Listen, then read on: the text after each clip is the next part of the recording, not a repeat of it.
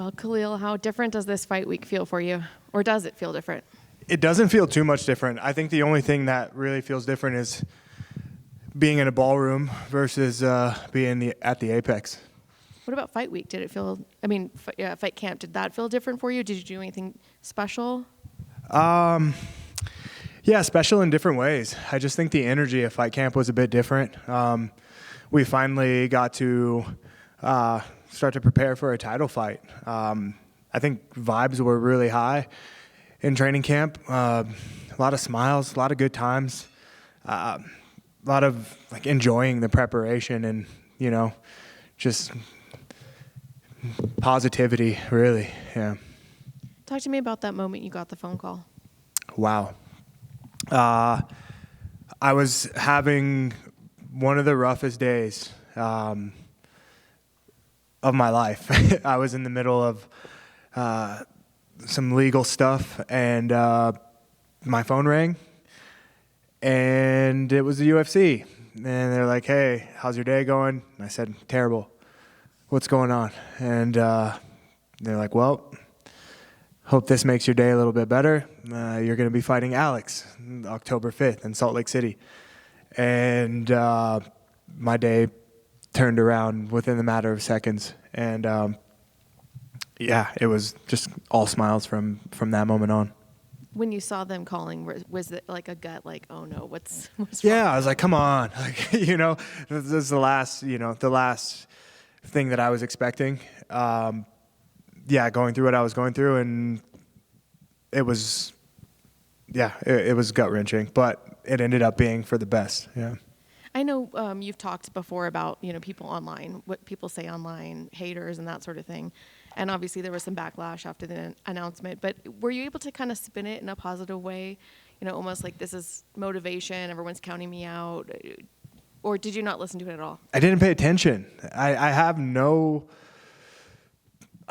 space. I got no time for other people's opinions. I mean, like, look, I'm fighting for the title on Saturday, and as soon as I got the news, that was all that I've been focused on. So if it upsets people in this, like, it's none of my business. My business is to do, what the UFC called me to do. So everyone's gonna have opinions even after this, but I can't let it be my concern. I know, going back to you on the regional circuit and you fighting and just starting your career, I imagine you thought about this moment. Does it live up to the way you kind of imagined it all those years? I didn't expect it happening the way that it did, right? It's crazy how everything unfolded. I would say I'm happy that I'm in the position that I'm in right now with this title fight coming up. What I mean is, like, I'm happy that I got this call and this opportunity, and I'm prepared for it, and I feel it. Like, it doesn't feel like a lucky thing, and I didn't have to scrounge and get ready. Like, I've been prepared for this. I've been saying it. I've been working for it, and now it's here. What do you expect in there? What do I expect in there? I expect to become the champion, 100%. How do you see yourself matching up against him? I know obviously you're going in with confidence, but what kind of fight are you expecting from him? It's really hard to say. I'm not expecting a certain type of fight. I'm going in there focused. I'm going in there determined, aware.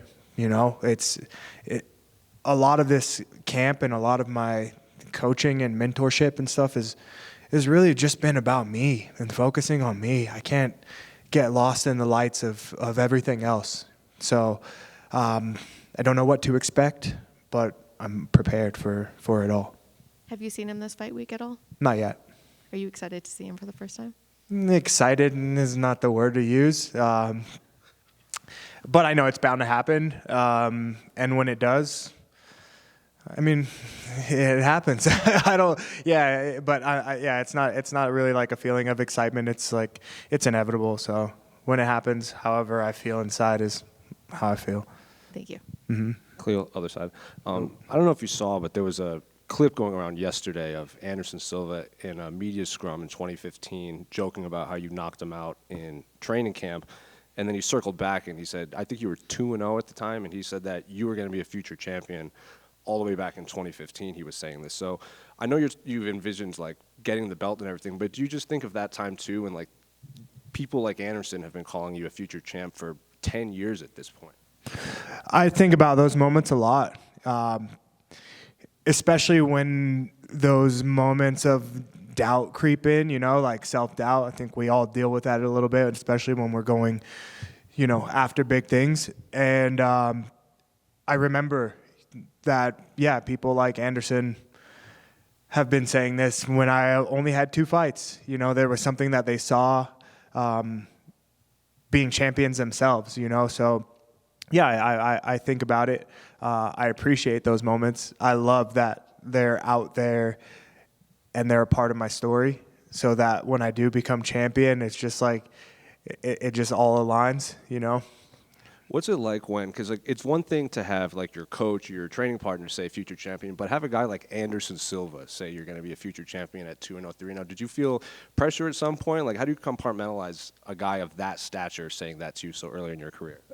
I don't think it was pressure that I felt. It was just love. Like when I met Anderson and when he took me in, and the relationship that we have and the relationship that we just built and developed, it just feels good. Obviously he's done what he's done, and he's always going to be my all-time favorite fighter. I aspire to have a career like his. And he'll always be like a huge source of inspiration for me, especially in the MMA world.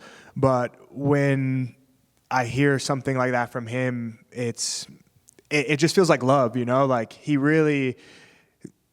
treated me like a brother, like a little brother, and that's cool. So, yeah, man, that's the best I could say. Yeah. And then, like, just kind of looking at your story, because, like, we've been covering you for so long, and, like, you did your post-fight interview in the Apex, and you say, like, you can use me, like, I don't want to run from this or hide from this, and then your countdown came out, and I bet there's a ton of new fans that had never seen you fight or didn't know your story or about your father and everything. Did you kind of see, like, this bump up in, like, not interest, but, like, people reaching out to you that maybe had never seen you fight or didn't know your story? They were just kind of, they only watch pay-per-views, and that's it, but now they've discovered who you are. I think, actually, after my last fight with Anthony Smith, there's been a big influx of new fans and people, and that's been really cool, and it's been really motivating. It's almost every day that I go somewhere now in Vegas, grocery store, mall, wherever I go, at least one person, will come up to me and say like, oh, I know who you are, or they'll share with me, maybe a difference that I've made for them or something. So since the Anthony Smith fight, I've seen a huge influx. With this fight camp and the amount of media and stuff that's happened, I've been off my phone, so I haven't really, and I've been up in the mountains for 10 days now, so I haven't seen anybody, but I'd imagine that now that more people have heard, that hopefully they start reaching out, and yeah, we make a difference. And then looking at this actual fight, you touched upon it really briefly when we spoke to you at the red carpet for the Hall of Fame, but fans kind of view Alex as like the final boss for, because you beat Gokhan Saki, you beat Dustin Jacoby, and he's like the end goal for these glory kickboxers coming in. Do you kind of like that narrative? Is it like, or is this a fun thing for fans to kind of cue in on, or do you just kind of put that off to the side? I think it's kind of cool. Yeah, that's definitely a fun way to look at it, especially from a fan standpoint. If they see Alex as the final boss, and I get to go and take my shot at the final boss. I think it's really cool. I think it adds excitement. It adds interest and anticipation. So yeah, I'd like to entertain it. And then just 2 more quick ones. His last 2 fights, people have obviously been heavily favoring Alex, but then like in the build-up to this, like Chael Sonnen says you're going to whoop Alex. Kamaru Usman thinks you're going to shock the world.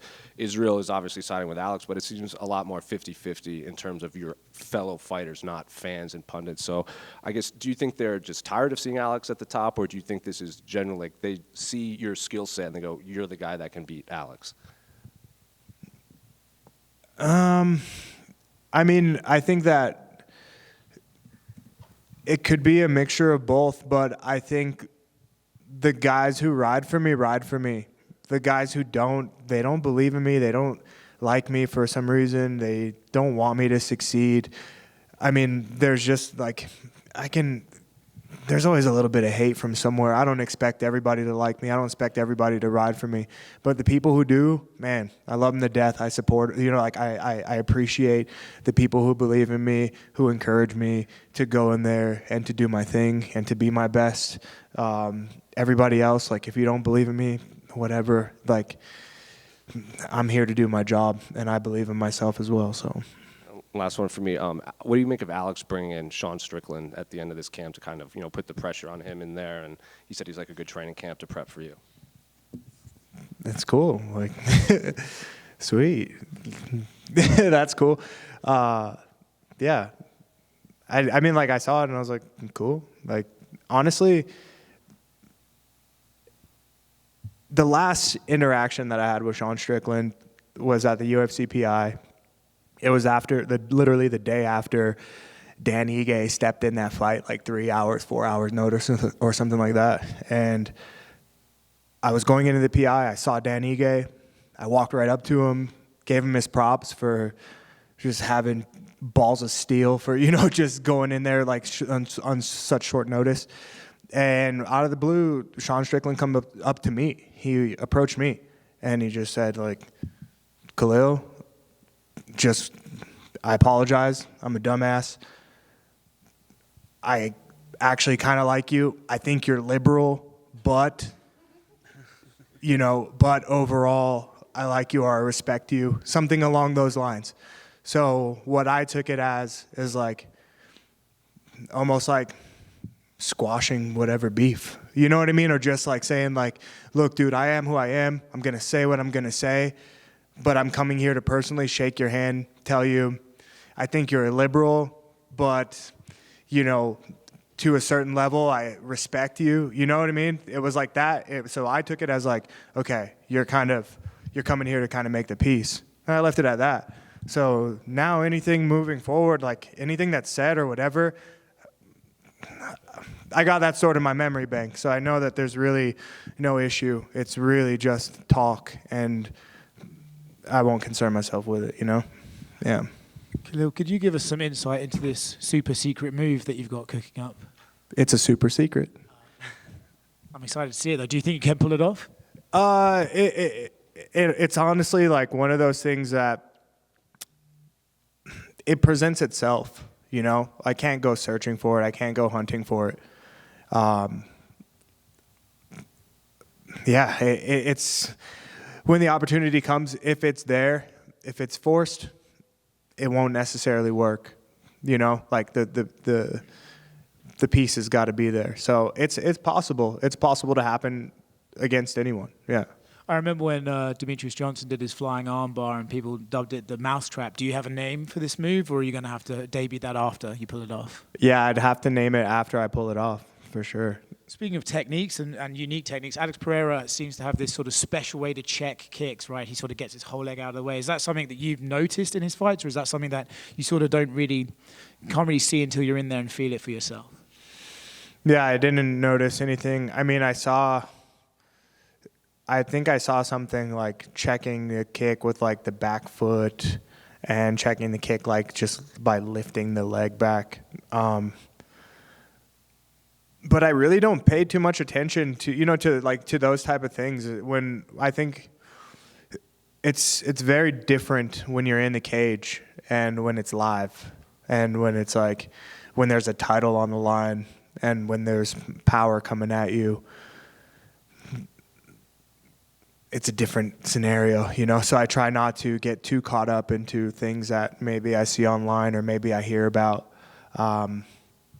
because fighting is very instinctive and intuitive, and from my perspective. So This is a sport about momentum, right? Like guys get momentum and they start pulling off great things, great victories quickly in a row. But do you think for Alex, right, he's basically been untouchable. He's knocking out all these people in spectacular fashion. Do you think there could be a point where momentum parlays itself into overconfidence and perhaps he comes in, he's like, oh, I'm fighting a kickboxer. I'm amazing at kickboxing. I can just knock this guy out. And do you think there's a chance that maybe he could come into fights overconfident and that's something you could exploit? I'd like to believe that he's not going to come in overconfident. That's what I'd like to believe. I'd like to believe that he's coming in his very best. I know that momentum can be a great thing. I know that momentum can allow us to have a certain type of confidence, which can be good. But I think the both of us on each side know what we're up against. Khalil, right over here in the back, sorry. Hey. I saw in a video how you mentioned that at one point you were 300 pounds depressed and smoking cigarettes. You know, fast forward to now, man, you have the opportunity to challenge for a UFC championship against a guy who some consider one of the best to ever do it. When you take a look back and think about, you know, how far you've come since that time, how proud does it make you of yourself? Yeah, it's definitely, I've come a long way. I think that it's now becoming more like known to the public on what my origins were when I started. But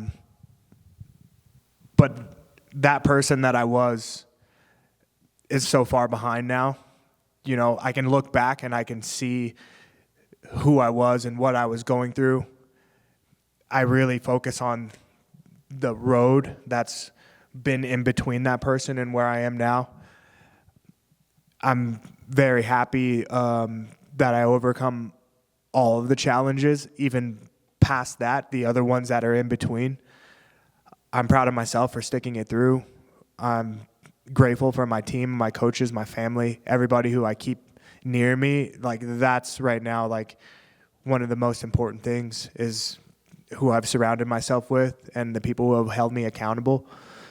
But it's major. And in a way, like, this is only the beginning. Like, I understand that I'm getting ready to fight for a title.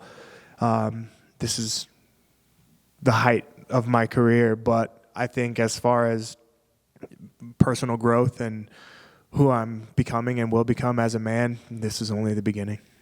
Fair enough. And last but not least, man, I have to mention the prank that we saw on Embedded with the Bigfoot outfit. Did you guys like that one? Absolutely. Do you think that this might be one of the highlights of, you know, your UFC career and fight weeks? Like, that had to be something that you probably remember, you know, forever. Yeah, I think we'll remember it for a very long time. It was just a good moment to have. Like I said, we've been up here in the mountains for a while. Every day has been hard work. You know, there wasn't actually like a lot of fun and games going on. But we figured we'd end the week with something like that. I'm glad everybody had fun. I'm glad it actually worked and Daryl was convinced. You know, like that was the highlight. And just going and seeing on Embedded, like just seeing his eyes and oh my, yeah, that was good. So one of the highlights, I'll always remember it. And I think it might be the beginning of maybe a series of fight camp pranks. Thank you, man. I just thought that, like, the area you did it in couldn't have been any more perfect. The little trail, then down below you got the Bigfoot running. That was perfect, man. Yeah, and it was actually a workout as well because we had to go down this hill about a quarter mile, but we're all the way up in Park City. So, you know, running back uphill incline, quarter mile sprint, it ain't easy.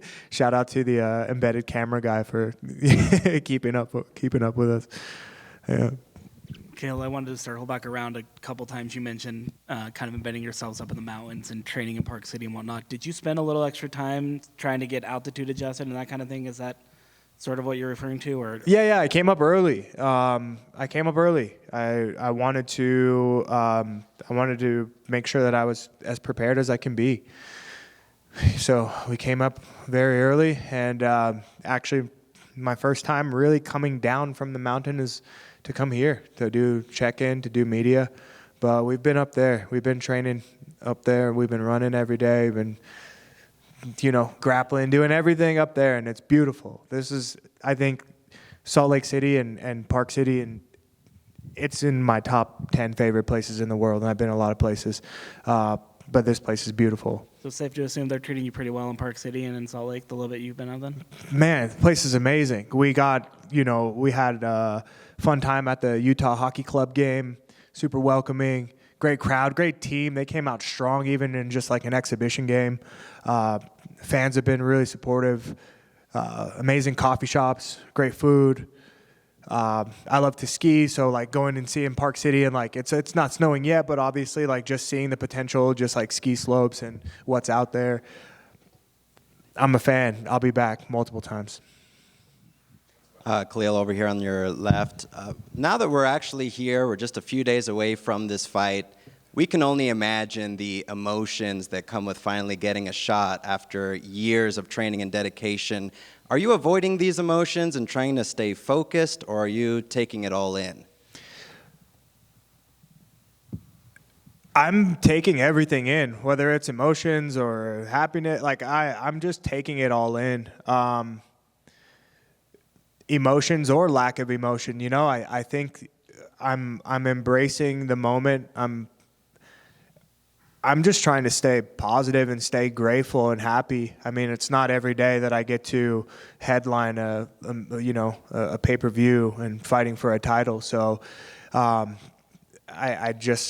make sure that every day when I wake up, in the middle of the day, and when I go to bed, I'm just grateful for the moments. Grateful for where I'm at. It's an appreciation thing.